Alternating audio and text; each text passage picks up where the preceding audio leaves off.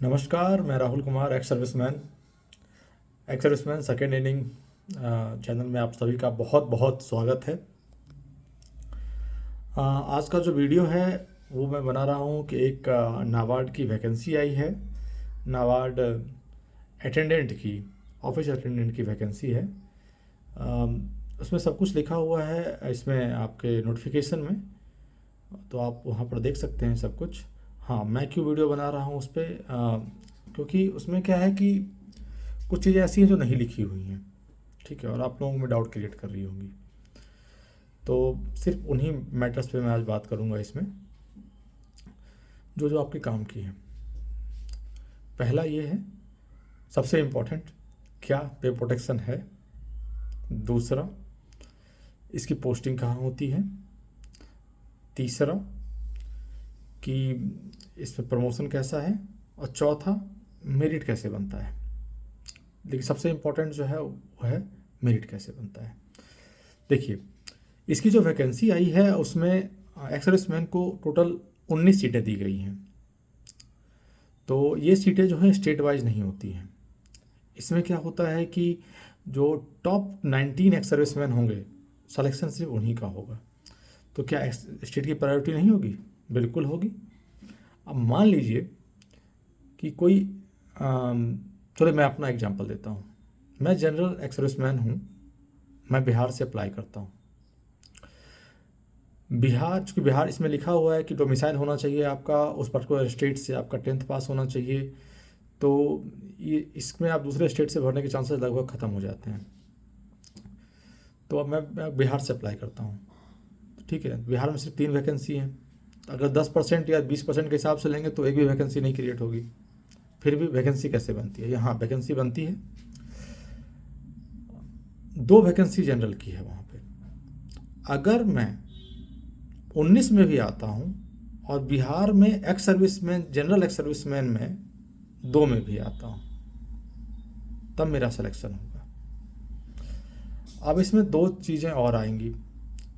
अगर बिहार में मैं टॉप पर हूँ, टॉप पे मतलब टॉप पे, एक्स सर्विसमैन में नंबर 1 हूँ इस एग्ज़ाम में, मगर मैं 19 में नहीं हूँ, तो मेरा सिलेक्शन नहीं होगा, ठीक है।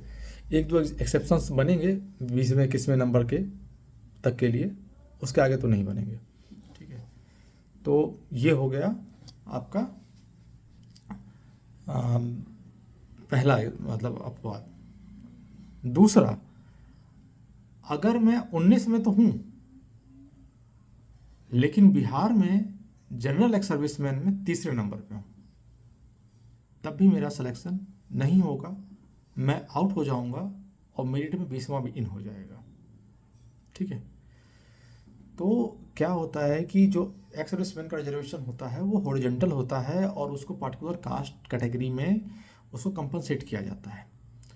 तो वहाँ पर जनरल की वैकेंसी ही 2 है, तो एक्स सर्विसमैन मैक्सिमम जनरल वाले 2 ही आ सकते हैं।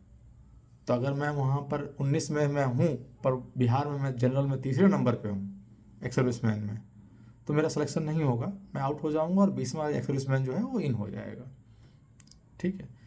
तो ये है क्राइटेरिया, तो इसको आपको ध्यान रखना है, ठीक है। और ऐसे ज़्यादा दिमाग लगाने की ज़रूरत नहीं है इसमें। जब दूसरे स्टेट से अप्लाई करने का ऑप्शन ही नहीं है तो जो है वो है, करिए अप्लाई, एग्ज़ाम दीजिए। दूसरा, काम के रिलेटेड जो बात है वो सारी उसमें लिखी हुई है, तो आप देख लीजिएगा कि आपको क्या करना है और क्या नहीं करना है, आपको अप्लाई करना चाहिए या नहीं करना चाहिए। दूसरा पॉइंट, क्या पे प्रोटेक्शन है? बिल्कुल है। सैलरी जो है आपकी ऑलमोस्ट 90,000 के आसपास बनेगी, और अभी पे प्रोटेक्शन जो है, पे कमीशन जो है यहाँ का बाइपर्टाइट वो ड्यू है, तो इन फ्यूचर वो 1-10 1-20 तक भी जा सकती है, ठीक है। वो भी ज़्यादा नहीं, एक साल के अंदर ही। तो ये पैसे वाली बात हो गई, ठीक है। तीसरा, पोस्टिंग कैसे मिलती है? देखिए, इसकी पोस्टिंग हमेशा स्टेट कैपिटल में ही होगी। आपको जैसे फौज में थे तो सर्विस क्वार्टर्स वगैरह मिलता था, तो वो यहाँ भी एलिजिबल हैं आपको क्वार्टर्स वगैरह मिलेंगे, ठीक है। जो फौज का जो साइज़ था ऑलमोस्ट उसी साइज़ का मिलेगा, बहुत बेहतर की उम्मीद मत कीजिए, क्योंकि ग्रुप सी हैं तो क्वार्टर का साइज़ वही रहेगा, ठीक है। हाँ, कैपिटल में पोस्टिंग होगी, लाइफ टाइम पोस्टिंग होगी, आपको कोई हिला नहीं सकता है वहाँ से, इसके लिए निश्चिंत रहिए। अब आते हैं कि इसका एग्ज़ाम पैटर्न, वो तो लिखा हुआ है एग्ज़ाम पैटर्न वगैरह। सिंगल एग्ज़ाम है, 120 नंबर का है, कंबाइंड टाइम मिलेगा आपको 90 मिनट का, उसी में करना है। एग्ज़ाम का जो लेवल होगा वो IBPS SBI के प्री के लेवल का एग्ज़ाम होगा, तो एग्ज़ाम का लेवल कम ही रहता है, आप लोग अच्छे से कर सकते हैं। जिसकी तैयारी अच्छी है वो आराम से 80-90 नंबर भी 100 आउट ऑफ 120 स्कोर कर सकता है। तो ये हो गया आपका एग्ज़ाम के बारे में। तो और एक्स के लिए अच्छा है बुरा है, देखिए जिसका सिलेक्शन नहीं हो रहा है उसके लिए तो अच्छा ही है। अगर आप पूछते हैं कि is it better than IBPS clerk, no, certainly not. Promotion कैसा है इस जॉब में, देखिए 4 साल बाद आपको अपॉर्चुनिटी मिलेगी ACT बनने का। ACT इज फौज में, अगर कोई एयरफोर्स में रहा होगा तो वहाँ UWA स्टाफ रहता है कि यहाँ सफाई करवा दो, वहाँ करवा दो, सुपरवाइज़र की जॉब। तो आप अब 4 साल बाद सुपरवाइज़र के लिए एलिजिबल हो जाएंगे, आप सुपरवाइज़र बन सकते हैं। ठीक है, तो आपको हाथ से काम करने की ज़रूरत नहीं पड़ेगी, आपके इंस्ट्रक्शंस पे दूसरे लोग काम करेंगे। ठीक है, तो ये है। और जो ACT होता है वो ग्रुप C से ग्रुप B में आ जाता है, तो ये जो उसके जो अपने सैलरी से लेकर परक्विजिट्स तक वो चेंज हो जाते हैं। ठीक है, उसके आगे CT बन सकते हैं आप। अगर आप क्लर्कल कैडर DA में आना चाहते हैं तो एक छोटा सा एग्ज़ाम और होता है, आप उसको पास करके DA में भी कन्वर्ट हो सकते हैं, 4-5 साल लगता है उसमें। ठीक है, तो ये हो गया आपका प्रमोशन का।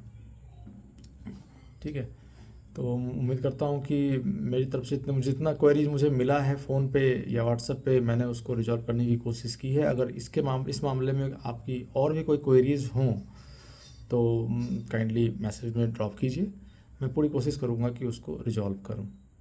ठीक है, हाँ, एक लास्ट सबसे इम्पॉर्टेंट चीज़, देखिए एक जो नोटिफिकेशन आया है उसमें हर बात बहुत ही अच्छे से लिखी गई है, तो काइंडली उन चीज़ों का ध्यान रखिए। जो लिखा हुआ है वो सच लिखा हुआ है। ठीक है, तो अप्लाई वही लोग करें इसमें जिसको जॉब की ज़रूरत है, जिसकी अपनी रिक्वायरमेंट है कि नहीं मुझे तो स्टेट कैपिटल में रहना है और मुझे अपने बच्चों की पढ़ाई के लिए वहाँ जाना है, मुझे गांव देहात दूर दराज में पोस्टिंग नहीं चाहिए। ठीक है, और जहाँ तक मैंने ये कहा कि आपको ये काम करना है, ये काम करना पड़ेगा, तो वो सब जो है आपका शुरू का 3-4 साल ही रहेगा। ठीक है, और उतना भी नहीं है कि बिल्कुल हाथ पकड़ के नहीं आप ही को पानी चाय पिलाना है, सबके लिए अलग से स्टाफ होता है, कॉन्ट्रैक्ट स्टाफ्स होता है। ठीक है, हाँ, ये है कि अगर आपको भी करना कभी पड़ जाए तो आप मना नहीं कर सकते हैं क्योंकि आपके वो जॉब बुक में है। ठीक है, अदरवाइज़ ये वो सोचिएगा कि नहीं सिर्फ आप ही को पिलाना है, तो ऐसा नहीं है। कैटरिंग स्टाफ्स होते हैं, हाउसकीपिंग स्टाफ्स होते हैं, वो सारे कॉन्ट्रैक्ट पे होते हैं, पर काम हुआ या नहीं हुआ इसकी देख रेख करना, इसकी जिम्मेदारी जो है वो आपकी रहेगी। ठीक है, चलिए बस आज के लिए अभी के लिए इतना ही। आप की और कोई क्वेरी हो इस मामले में तो काइंडली मैसेज में ड्रॉप कीजिए। चलिए, बाय बाय।